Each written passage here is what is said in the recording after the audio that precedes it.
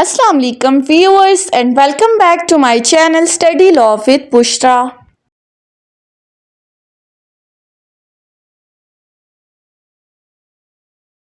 So in today's video we are going to discuss the topic of responsibilities and duties of police officer. But before starting the discussion, I request you all to please subscribe to my channel and don't forget to press the bell icon for latest updates. Do share this video with your friends and don't forget to comment your feedback. So let's move towards the discussion. हम discuss कर रहे हैं police order 2002 और अपनी last video के अंदर हमने इसके इंट्रोडक्शन को देखा था, इसके ऑब्जेक्टिव को देखा था और साथ ही साथ हमने पुलिस के जूनियर और सीनियर रैंक्स के बारे में डिस्कस किया था। आज की इस वीडियो में हम चैप्टर 2 को डिस्कस करेंगे जो कि डील करता है responsibilities and duties of police officer कि पुलिस की क्या क्या फराइज हैं और क्या क्या जिम्मेदारियां हैं। आर्टिकल 3 से स्टार्ट करते हैं। आर्टिकल 3 बात करता है attitude and responsibilities of police towards the general public कि आम आवाम के साथ पुलिस का रवैया किस तरह से होना चाहिए। इस ऑर्डर के अंदर क्या बताया गया है। सो आर्टिकल 3 कहता है it shall be the duty of every police officer to कि हर पुलिस ऑफिसर की ये ड्यूटी है, उसका की ये फर्ज है। शेल का वर्ड यूज हुआ है, मैंडेटरी प्रोविजन है। अब उसके क्या क्या फराइज हैं, उसने क्या करना है?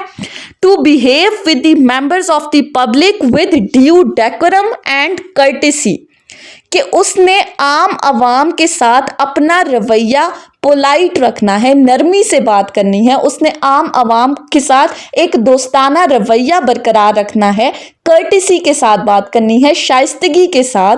उसने धीमे लहजे में, ये नहीं है कि पुलिस जो है वो जनरल पब्लिक को देख के तू तकरार करना शुरू हो जाए, उससे गुस्सीले लहजे में बात करे, उसके ऊपर अपना रोब झाड़े, ऐसा नहीं है। बल्कि आर्टिकल 3 ने क्या कहा कि पुलिस का रवैया इतना शाइस्ता और इतना नर्म होना चाहिए कि आम आवाम जो है वो बेधड़क बेझिझक उनसे अपनी हर बात कर सके, अपने राइट्स के बारे में, अपने हकूक के बारे में उनसे बात कर सके। Secondly, to promote the amity, दूसरी बात की गई है प्रोमोशन ऑफ एमिटी। अब यहाँ पर एमिटी से क्या मुराद है? एमिटी से मुराद है फ्रेंडली रिलेशन बिल्डअप करना। वही बात जो हमने ऊपर डिस्कस की कि पुलिस ऑफिसर को इतना सपोर्टिव होना चाहिए, इतना कंसर्न होना चाहिए कि आम आवाम के साथ उसका एक फ्रेंडली रिलेशनशिप बिल्ड हो सके। तीसरी बात की गई है guide and assist the members of the public particularly the poor, disabled or physically weak and the children who are either lost or find themselves helpless on the streets or other public places। तीसरी बात की गई है guidance और assistance की कि police officer की ये ड्यूटी है कि वो आम आवाम को जहाँ कहीं पे पर भी मदद की ज़रूरत है, जहाँ कहीं पर उनको गाइडेंस की ज़रूरत है तो वो उनकी रहनुमाई करे, उनकी मदद करे। ख़ास तौर पर बात की गई है कि वो तमाम लोग जो कि गरीब हैं, जो कि डिसेबल्ड हैं या फिजिकली वीक हैं, वो या वो बच्चे जो गुम हो चुके हैं, कहीं पर वो गुम हो गए हैं या कहीं पर वो मजबूर हैं सड़कों पर या किसी भी जगह पर, तो अगर पुलिस ऐसे किसी भी जगह पर ऐसे किसी भी बंदे को देखती है तो उसकी जिम्मेदारी है कि वो उसकी मदद करे जहां कहीं पर भी उसको मदद की ज़रूरत है। लेकिन हमारे देखने में क्या आया है कि पुलिस का रवैया इन्हीं लोगों के साथ बहुत ही ज़्यादा बुरा होता है। पुलिस इन्हीं लोगों को टारगेट करती है और इन्हीं लोगों को जो है वो जहां कहीं भी देखती है उनको झड़प देती है। लेकिन पुलिस ऑर्डर 2002 का आर्टिकल 3 क्या कहता है कि पुलिस की जिम्मेदारी है कि वो आम आवाम के साथ तो रवैया अच्छा रखेगी ही रखेगी, लेकिन खास तौर पर इन लोगों को जहां कहीं भी मदद की जरूरत होगी पुलिस ने उनकी मदद करनी है। Fourth is aid the individuals who are in danger of physical harm, particularly the women and children। फिर कहा गया है कि ऐसे तमाम लोग जो किसी डेंजर में हैं, खतरे में हैं, उन तमाम लोगों की मदद करना, खास तौर पर बच्चों और औरतों की। अगर उनको कोई खतरा महसूस हो रहा है किसी भी जगह पर और वो पुलिस ऑफिसर से असिस्टेंस मांगते हैं, तो पुलिस ऑफिसर ने उनको असिस्ट करना है, उनकी हेल्प करनी है। सो आर्टिकल 3 में हमने देख लिया, दो चीजें डिस्कस की गई हैं कि पुलिस का रवैया आम आवाम के साथ नर्म, शाइस्ता और फ्रेंडली होना चाहिए, और जहां कहीं पर भी खास तौर पर बच्चों और औरतों को अगर कहीं मदद की जरूरत है तो पुलिस ऑफिसर ने इनकी मदद करनी है, इनकी रहनुमाई करनी है, हर तरह से इनका ख्याल रखना है। लेकिन हमारे देखने में आया कि कहीं पर भी पुलिस ऑफिसर्स अपनी ऐसी किसी भी ड्यूटीज को परफॉर्म नहीं करते। उसके बाद आ जाते हैं आर्टिकल 4 के ऊपर। आर्टिकल 4 बात करता है ड्यूटीज ऑफ पुलिस ऑफिसर की, कि पुलिस ऑफिसर की क्या क्या ड्यूटीज हैं, उसने क्या क्या फंक्शंस परफॉर्म करने हैं। Number 1, protect the life, property and liberty of the citizen. पहली चीज उसने प्रोटेक्शन प्रोवाइड करनी है, तहफ़्फ़ुज़ करना है। किस चीज का? तमाम सिटीजन्स की जिंदगी का, उनकी आज़ादी का और उनकी प्रॉपर्टी का। जहां कहीं पर भी उनको असिस्टेंस चाहिए, पुलिस ऑफिसर इनकी प्रोटेक्शन करेगी। सेकंड है preserve and promote the public piece. Public piece को फरोग देना है, प्रोमोट करना है, उसको बरकरार रखना है, अमन व अमान की सिचुएशन को कायम रखना है, लॉ एंड ऑर्डर की सिचुएशन को मेंटेन करना है। thirdly, ensure that the rights and privileges under the law of the person taken in custody are protected। तीसरी बात की गई है कि जो कस्टडी में जो बंदा होता है, यानी कि पुलिस ऑफिसर ने अगर किसी बंदे को अरेस्ट किया है और वो पुलिस के ज़ेरे हिरासत है, तो पुलिस ऑफिसर ने उसको उसके राइट्स और प्रिविलेजेस के बारे में गाइड करना है, उसको बताना है कि वो बाउंड नहीं है कि वो तमाम इंफॉर्मेशन पुलिस के सामने डिस्क्लोज करे, वो बाउंड नहीं है। अगर वो नहीं बताना चाहता तो वो ना बताए, उसको किसी भी तरह से कंपेल नहीं किया जा सकता। लेकिन जनरल प्रैक्टिस में क्या होता है कि पुलिस कंपेल करती है, उनको मजबूर करती है, उनसे तमाम इंफॉर्मेशन लेती है, उनको कन्फेशन के लिए कंपेल करती है। बल्कि ऐसा नहीं करना, पुलिस ऑर्डर क्या कहता है कि अक्यूज्ड को उसके राइट्स और प्रिविलेजेस के बारे में गाइड करना पुलिस की जिम्मेदारी है। Fourthly, prevent the commission of offences and public nuisance.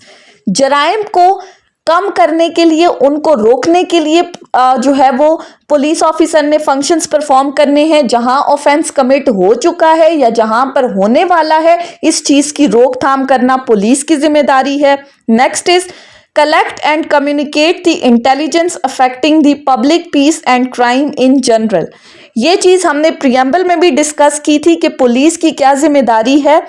Collect and communicate the intelligence agencies. Intelligence agencies के को बताना है, अगर पुलिस ऑफिसर को कोई ऐसी इंफॉर्मेशन मिलती है कि कहीं पर कोई क्राइम कमिट होने वाला है जो कि जनरल पब्लिक को, पब्लिक पीस को डिस्टर्ब करने वाला है, तो अगर वो इलाका उसकी जुरिस्डिक्शन में नहीं है तो वो कंसर्न अथॉरिटीज को इन्फॉर्म करेगा कि फलान जगह पर कोई क्राइम कमिट होने वाला है, आप इससे रिलेटेड नेसेसरी स्टेप्स ले लें, नेसेसरी मेजर्स अडॉप्ट कर लें ताकि उस क्राइम को होने से रोका जा सके।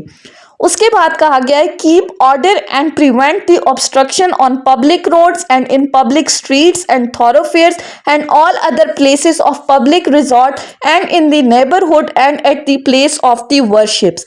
दूसरी बात की गई है कि अगर पब्लिक रोड्स पर, किसी आम शाहराह पर, किसी जगह पर कोई ऑब्स्ट्रक्शन क्रिएट कर दी गई है, कोई रुकावट डाल दी गई है जिससे आम आवाम को जाने में मुश्किलात का सामना करना पड़ रहा है, तो पुलिस ऑफिसर की ये जिम्मेदारी है कि वो उन ऑब्स्ट्रक्शंस को ख़त्म करेगा, उन रुकावटों को दूर करेगा और जनरल पब्लिक को जो है वो असिस्टेंस प्रोवाइड करेगा, उनके लिए रास्ते को आज़ाद करेगा। दूसरी चीज़ इसी के साथ है next, regulate and control the traffic on public roads and street. अगर कहीं पर ट्रैफिक बहुत ज्यादा है जिससे आम आवाम को आने जाने में दुश्वारी का सामना करना पड़ रहा है, तो पुलिस ऑफिसर उस ट्रैफिक को भी कंट्रोल करेगा, ये उसकी जिम्मेदारी है। जबकि कहा जाता है कि ये काम तो ट्रैफिक वार्डन्स का है, हम ये क्यों करें, लेकिन पुलिस ऑर्डर पुलिस को बाउंड कर रहा है कि आपने ट्रैफिक को भी कंट्रोल करना है। Next is take the charge of all the unclaimed property and to prepare its inventory. जहां पर कोई ऐसी चीज पुलिस को मिलती है जो कि किसी से खो चुकी है, किसी से गुम हो चुकी है, तो वो उस प्रॉपर्टी को अपने कब्जे में लेगा और उसके राइटफुल ऑनर तक वो प्रॉपर्टी पहुंचाएगा, ये उसकी जिम्मेदारी है। Next is detect and bring the offenders to the justice. वो तमाम लोग जो जराइम पेशा, आदि जराइम पेशा लोग हैं, जो कि ऑफेंडर्स हैं, उनको डिटेक्ट करेगा, उनको पहचानेगा और फिर उनको कोर्ट के सामने लेकर आएगा ताकि उनको पनिशमेंट दिलवाई जा सके। Next is apprehend all the person whom he is legally authorized to apprehend and for whose apprehension sufficient grounds exist। हर उस बंदे को अरेस्ट करेगा जिसको अरेस्ट करने के लिए वो लीगली ऑथराइज है, यानी कि ऐसे तमाम लोग जो कोई भी कॉग्निजेबल ऑफेंस कमिट करते हैं, पुलिस उनको अरेस्ट करेगी। और ऐसे तमाम लोग जिनकी अरेस्ट होने के लिए सफिशिएंट ग्राउंड्स एग्जिस्ट कर रहे हैं कि फलां बंदे ने कोई ऑफेंस किया है, सफिशिएंट ग्राउंड्स हैं उसके खिलाफ, तो उसको भी अरेस्ट करने की जिम्मेदारी पुलिस की है।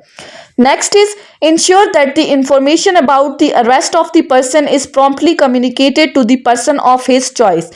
अब इसमें कहा गया है कि जब भी पुलिस किसी बंदे को अरेस्ट करती है तो पुलिस की ये जिम्मेदारी है कि वो उस बंदे को बताएगी कि उसको किस वजह से अरेस्ट किया गया है, और ये भी बताएगी कि अगर वो कोई वकील हायर करना चाहता है तो वो कर सकता है, जैसे आर्टिकल 10 कॉन्स्टिट्यूशन ऑफ पाकिस्तान ने बताया था prevention of the arrest and detention के बारे में।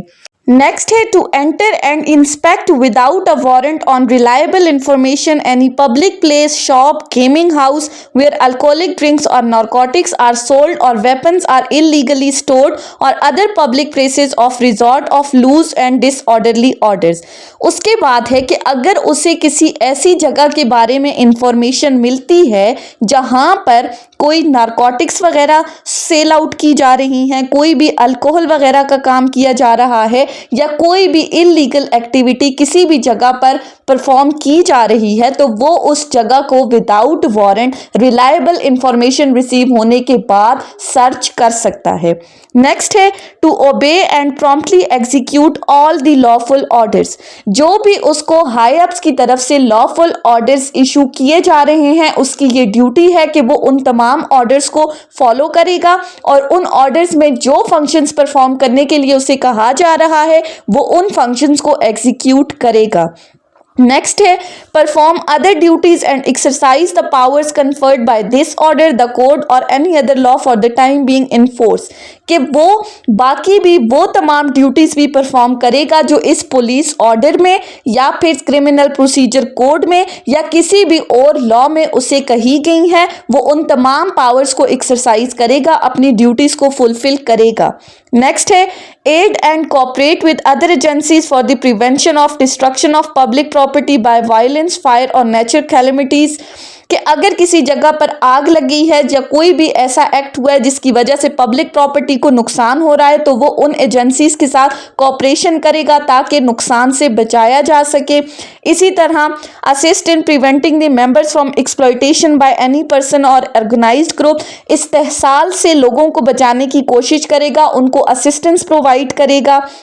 या फिर अगर कहीं पर ल्यूनेटिक्स को किसी तरह से कोई भी नुकसान पहुंच रहा है तो वो उनको प्रॉपर असिस्टेंस प्रोवाइड करते हुए उनको हॉस्पिटल्स में लेकर जाएगा। इसी तरह औरतों और बच्चों को पब्लिक प्लेसेस पे हैरेस करने से बचाएगा, उनको हैरेस करने की इजाज़त किसी को भी नहीं दी जाएगी।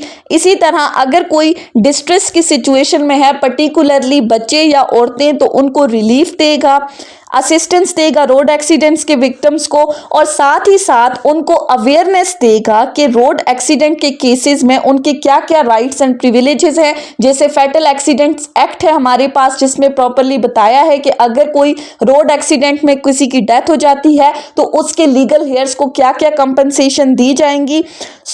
इस आर्टिकल के मुताबिक हमें एक लिस्ट ऑफ ड्यूटीज बताई गई हैं कि पुलिस ऑफिसर की ये ड्यूटी है कि वो तमाम अपनी इन फंक्शंस को लॉफुली परफॉर्म करेगा। जहां कहीं पर भी उसे जनरल पब्लिक को असिस्टेंस देनी है, उनको गाइडेंस देनी है, तो पुलिस ऑफिसर बगैर किसी उज़र के, बगैर किसी एक्सक्यूज के इन तमाम लोगों को वो असिस्टेंस प्रोवाइड करेगा। जहां कहीं मजबूर लोगों को मदद की ज़रूरत है उनकी मदद करेगा। लेकिन हमारे देखने में आया है कि आर्टिकल 4 में जितनी भी लिस्ट हमने डिस्कस की है उनमें से पुलिस ऑफिसर अपनी किसी भी ड्यूटी को परफॉर्म नहीं करते। उसकी वजह क्या है कि कहीं पर भी पनिशमेंट का कोई कॉन्सेप्ट नहीं है कि पुलिस ऑफिसर अगर अपनी ड्यूटी वायलेट करता है तो उसको क्या पनिशमेंट होगी। आज तक किसी को कोई पनिशमेंट नहीं हुई, जिस वजह से पुलिस ऑफिसर जो है वो बिला झिझक बेधड़क जो है वो अपनी मर्जी से अपने काम कर रहे हैं।